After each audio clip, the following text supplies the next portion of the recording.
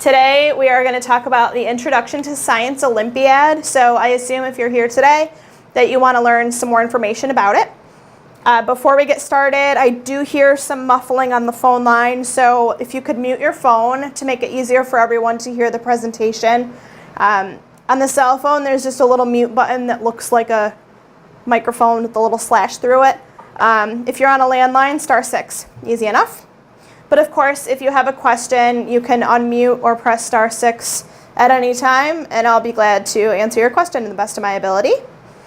And questions or comments are encouraged, so you can either ask them out loud on the phone, or you can also type them into the WebEx chat feature, kind of like an instant messenger, you'll see it. So today we have a little agenda planned. So first and foremost is the history of the Science Olympiad program. And second, we will discuss starting a Science Olympiad team. Third, we'll talk about tips for new coaches, parents, and students. Last, we'll talk about some volunteer opportunities that are available. And finally, I'll dip into the awards plus Science Olympiad partnership. So we'll talk about Science Olympiad, and then we'll talk about what it has to do with our company. So before I start, I just want to let you know that this is going to be very much a lot of content being thrown at you. It's kind of going to be like drinking through a fire hose. We've heard from a lot of people that they want to learn more about Science Olympiad, what it is, how they can get involved. And we've actually partnered up with the executive director of Science Olympiad. Her name is Jenny Kopach. And she's given me a lot of fantastic content to discuss with you guys today. So I hope you find it enjoyable and learn a lot. And hopefully start teams of your own. So I'll get into what Science Olympiad is. It's the largest nonprofit K-12 STEM competition in the nation, and it was founded in 1984. And every year there are 23 events from all of the subjects, including genetics, earth science, chemistry, anatomy, physics, geology, engineering, and technology. So emphasis is obviously placed on active, hands-on group participation to encourage group learning, problem solving, and collaboration in the classroom. Now, if you guys want the presentation at the end, definitely shoot me an email. I'll have that at the end. I did embed some links into the PowerPoint presentations. I know I can't watch them live with you right now, but I just want to let you know that as you're looking through the PowerPoint, you'll see some links at the bottom to YouTube, and that's Science Olympiad's YouTube channel. So there's a lot of fantastic content. I think they have over 200 videos, I believe, on the Science Olympiad. And the one that I put right on that page is kind of their overview for people who aren't familiar with Science Olympiad. So I definitely encourage you to go to YouTube and check out their promotional video. So I'll go into starting a Science Olympiad team. So first and foremost, the students are what drive Science Olympiad to success. So you'll want to find some like-minded students willing to flex their academic muscles, so to speak, and form a group. And you'll need a coach. So if you're not willing to coach, if it's too much of a commitment, you think that the program is amazing, but you don't want to dedicate that many hours.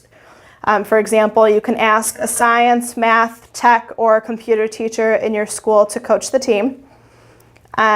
Very important, see if the principal or the school district has funding for an extracurricular activity.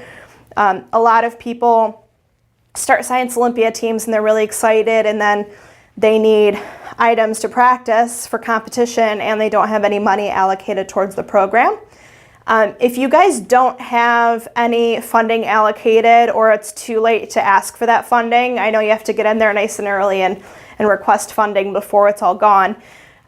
There are grants available for exactly this type of thing. So shout out to Rusty. Dr. Rusty Berent is our grants consultant in-house. She offers free complimentary services to help you write a grant, choose the one that's right for you, and win you some money. She has an amazing track record. I think she's pulled in $1 million so far this year or something. She's amazing. So definitely reach out to her. Again, at the end, if you want to shoot me an email or ask for her contact information, I'll be happy to give that to you. Last but not least, to start a team, you'll want to get a few parents to help out with rides and scheduling of different practice sessions and everything else. So go parents. So next I'll go into some advice for the teachers from the Science Olympiad organization. Like I said at the beginning, it's very important to ask for funding for this extracurricular activity. The more people fighting for funding for this program, the better. If you want to get multiple people together to go in at once, or if you want to kind of tell a few people about it and have them all hit them up from different angles for funding, just make them hear it a few times, make it known that they really need that funding for this activity. That's very important. You can either hold an informal meeting at the PTA to talk about the team, or you can call a parent-student session in the auditorium. Show a Science Olympiad DVD. Again, I mentioned the YouTube channel, but the Science Olympiad website does have DVDs that you can purchase on their store that go through everything that YouTube has on their website. So you can show the Science Olympiad DVD to all the parents and the students and gauge their interest. And then you can put up a list of events for the year with little descriptions. There's 23 of them, so it's quite a bit.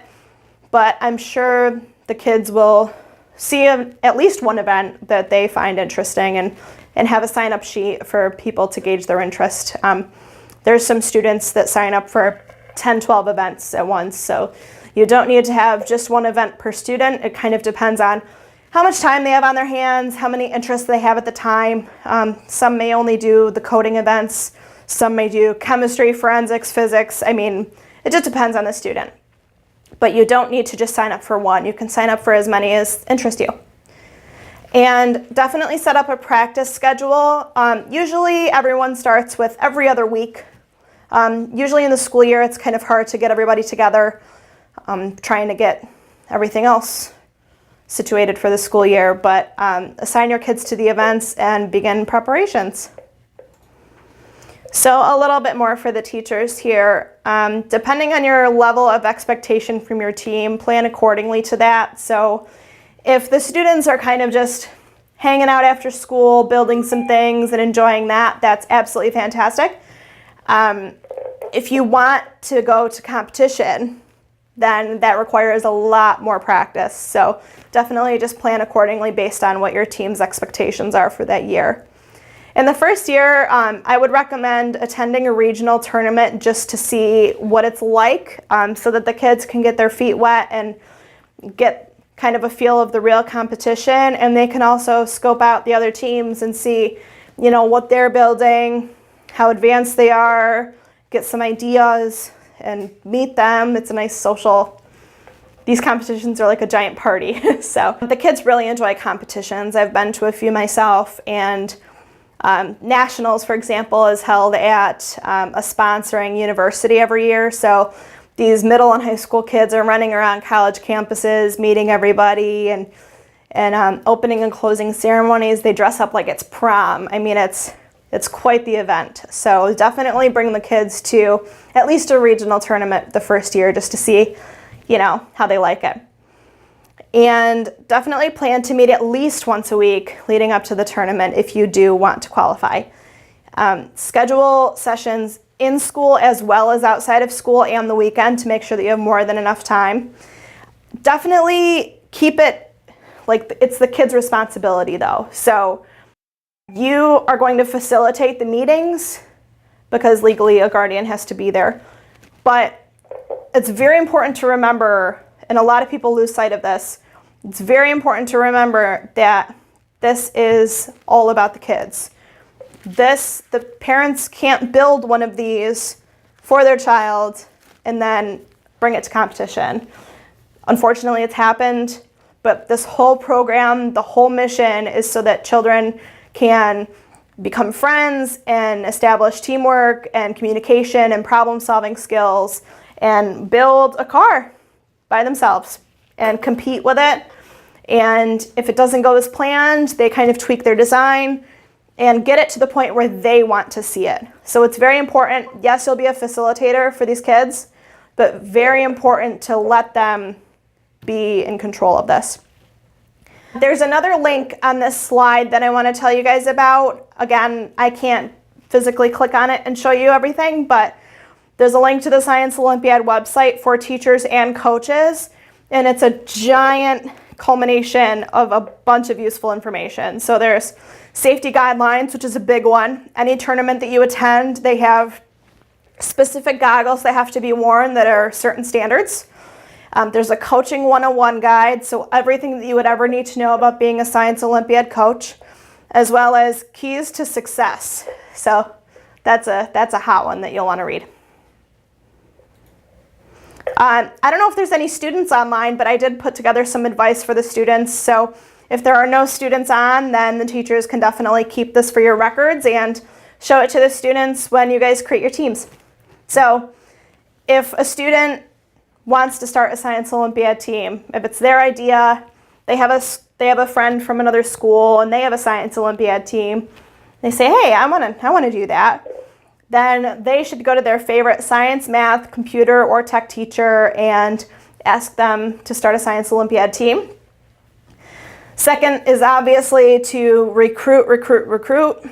It is much easier for a student to recruit other students than if you're a teacher recruiting other students. And I'm sure all of you agree with that. I've never taught before. I went from college straight into this position, but I had a couple students come up to me and say, hey, I have this really exciting extracurricular activity. I've been doing it for a long time now. I think you'd love it. It's amazing. Do you want to do it?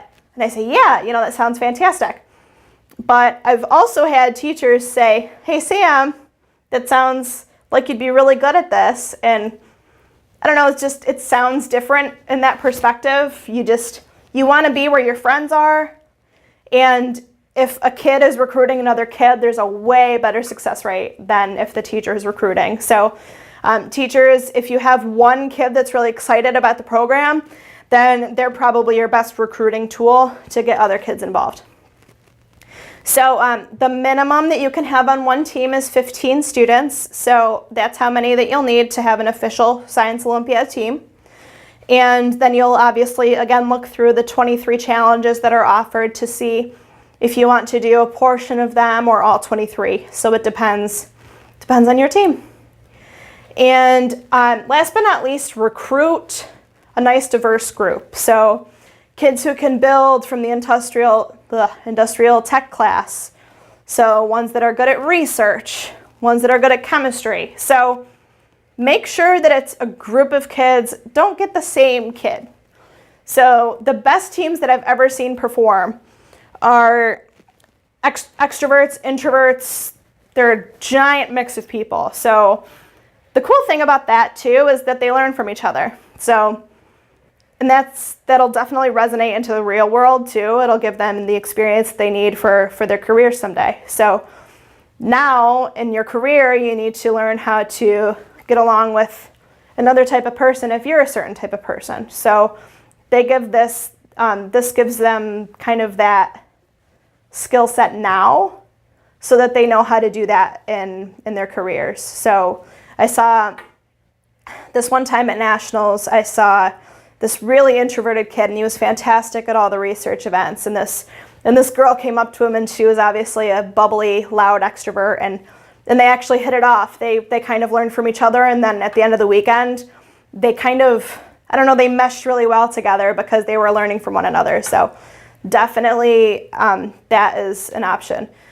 Mix up your skills and cross-train for maximum results. So again, that's the learning from each other aspect. So the girl learns to be a better researcher and develops more patience from hanging out with him, and he learns to step out of the box a little bit, step out of his comfort zone. So it's definitely important to cross-train and make those relationships happen. You have one question? Yeah. How much does it cost to start a team?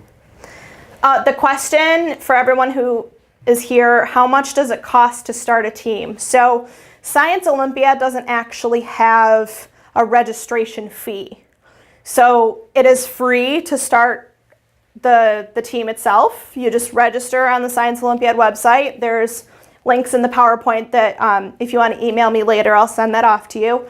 The cost that's associated that you'll want to ask for funding are the supplies that are needed to practice for these events. So there are two types of events. There's inquiry. So those don't actually require anything tangible. They're just using your mind.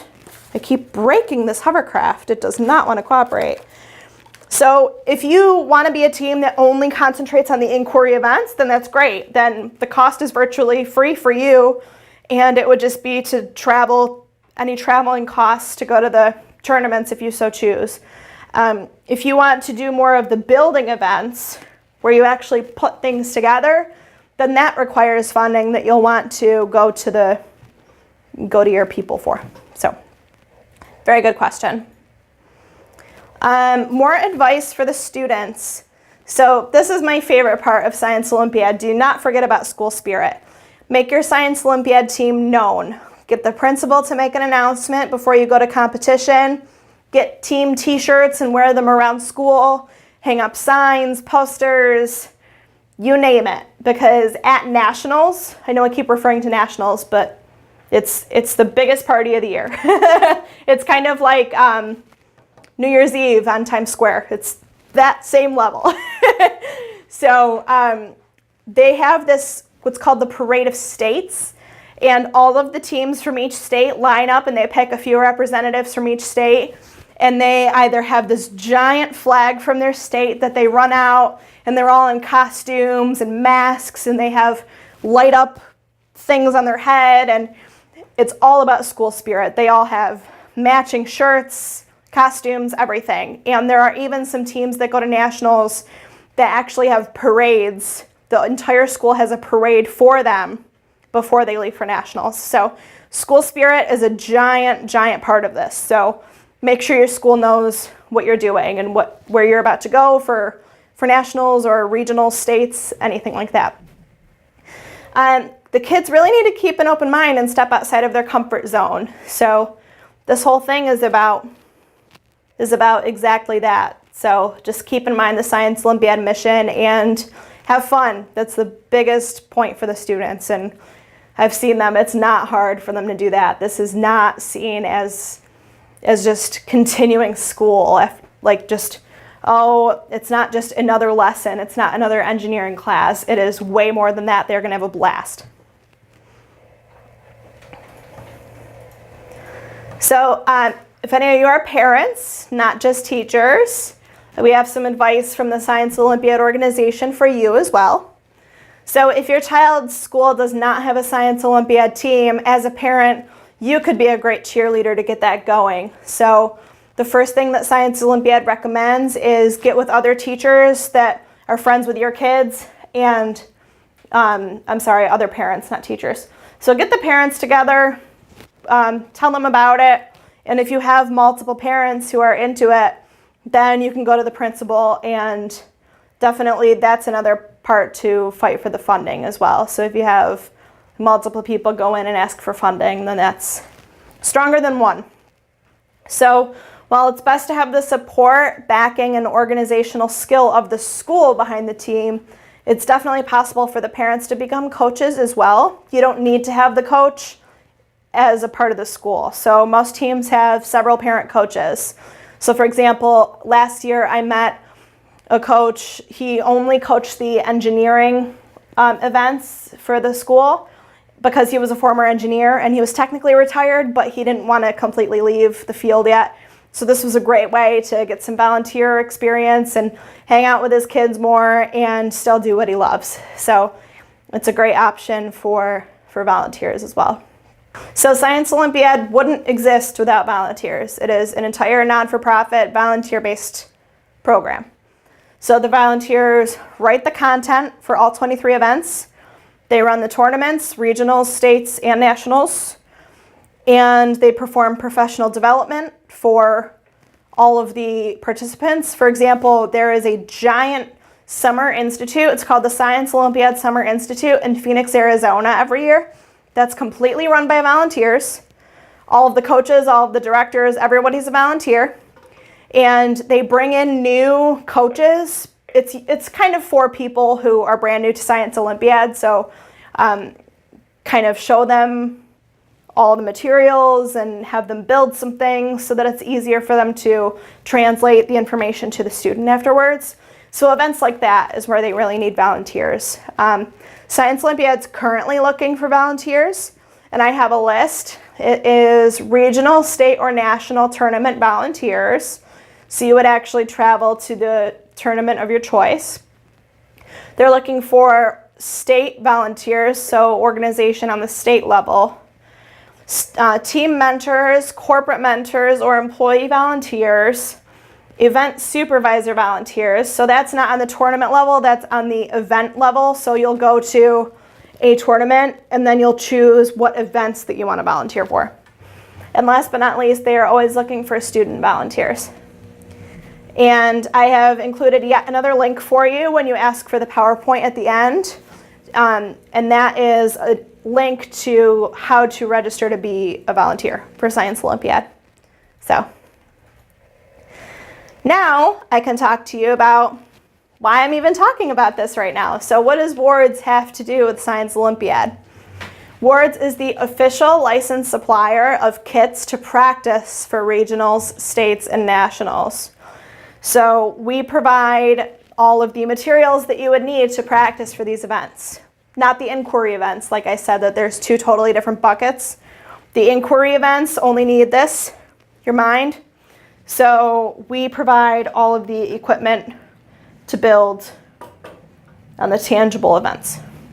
So the cool thing about our partnership is that we work directly with the national event supervisors to develop these kits. So all of this stuff right here isn't stuff that I've thought of to include. All of these are recommendations straight from the supervisor of each event, which is really exciting.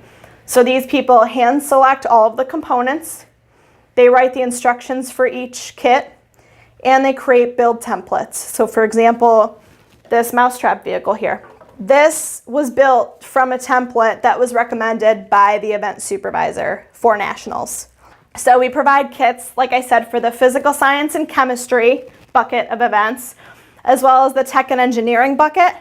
And we also have a special rock and mineral event. It's got, I think 120 different specimens. It's amazing. It's my favorite kit. It comes in 2 giant boxes with all the compartments, and Science Olympiad chooses the most beautiful rock and minerals to memorize. So it's always exciting to see what they come up with every year. It's all shiny and beautiful. And something else to remember is our materials, our kits, are not meant to be a winning design. So you're not going to spend $100 to buy one of our kits, put it together, build it one time, and then win competition. That's not what we provide. What we provide is an introduction to the event so that the students can take this basic idea of this car, test it a few times on the Science Olympiad track, using the rules, of course, and they see what's not going so well for them and how they can improve. And then they use their minds and their innovation and their engineering skills to make some tweaks to their design to bring it to competition. So it is very important for me to be clear that we do not sell winning designs. It is meant to be a starting point for these students. So, did we have another question? Are the kits only for middle and high school, or would an elementary school be able to use them? That's a very good question. So I have seen, so you'll want to definitely buy Division B. So you'll have to look at the Science Olympiad website, and we offer kits for both Division B and Division C. Division B is middle school, Division C is high school. So you'll want to follow what their Division B events are for. And if you have a more advanced set of elementary kids, then that's definitely, I've seen these go down to elementary school, no problem. They are actually in the works of creating an elementary Science Olympiad program. So at the end of this year, probably December, January timeframe, you'll actually see us come out with an elementary Science Olympiad kit. It's not broken down into a bunch of different part numbers. It's going to be one kit specifically to support the Science Olympiad elementary curriculum. So keep an eye on that. But yes, if you want to find the Division B list and maybe push that down a couple more grades, then I don't see why you can't. That's a very good question. Thank you. So there's another page of a video, and again, I can't show you today, but I did want to put it in there because it's the highlights from the last national tournament. So you really see the emotion on these kids' faces and the pure excitement that they get from going to this tournament. So it just shows how happy everybody is from Science Olympiad's effect. Another question? Oh, we have another question? When do the state competitions begin? If we were just starting a team, is it already too late? That's a very good question. It should not be too late today, if you were to start a team today. The only thing is, I don't want to say this the wrong way, but people don't usually go to states their first year. So, but the calendar goes, regionals and states are at the beginning, end of this year to the beginning of next year. So I've seen them start as early as November and then go until January, February. So it kind of depends on the state that you live in. But if you were to Google Science Olympiad and then your state, every Science Olympiad state has a homepage. So that has your specific dates of when your tournaments are and where they are. So that's a good resource if you were to just Google Science Olympiad and then your state following. But yeah, no, it's definitely not too late to get started now. So that's why I wanted to get on and tell you guys about it so that you can go right out there and start them up. So did anybody have any other questions? Yes, I do. Yes, we have a question on the phone. Our team made it to nationals last year, but we don't have enough money to transport our kids. Is there anything I can do about that? That's a very good question. So the question was, they made it to nationals, but they didn't have the money to transport the students from that school to watch their team. So all of the competitions, well, I shouldn't say all. So it depends on the state. So states and regionals may be able to be like their spectator events.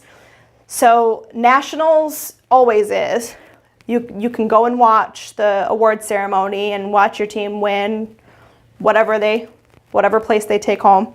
So if you wanted to bring your kids to nationals but you didn't have enough money, then I've seen some teams, it's a Saturday night traditionally, the closing ceremony with the awards, but I've seen kids fill auditoriums of their hometown, and the Science Olympiad organization always live streams the opening and closing ceremonies.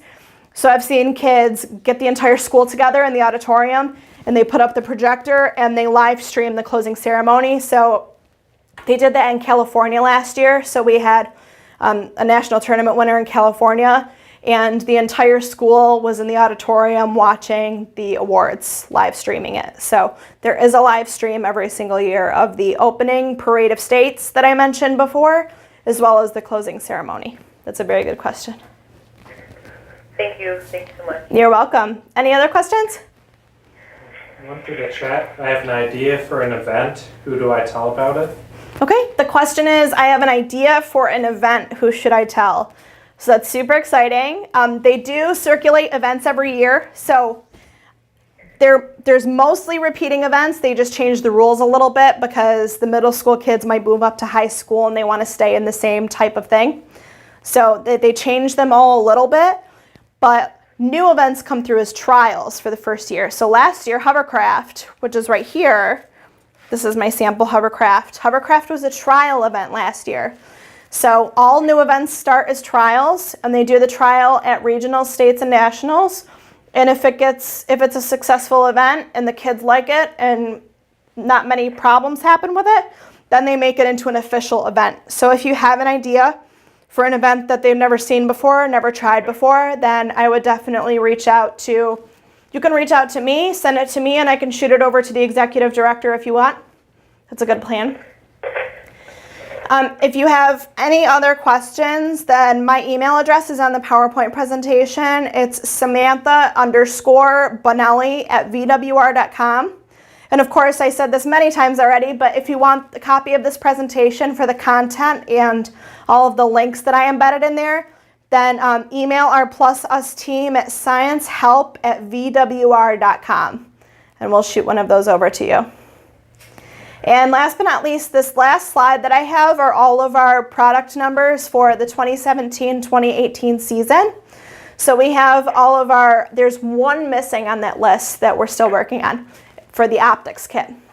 But all of the part numbers listed on the PowerPoint currently are live on our website.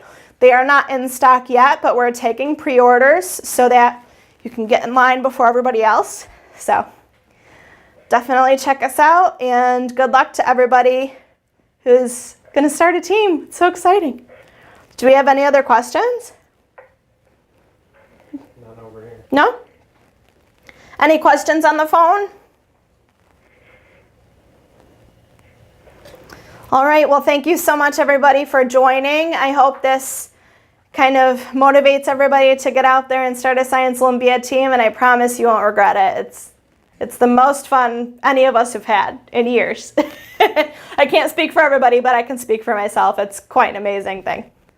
But thanks, guys.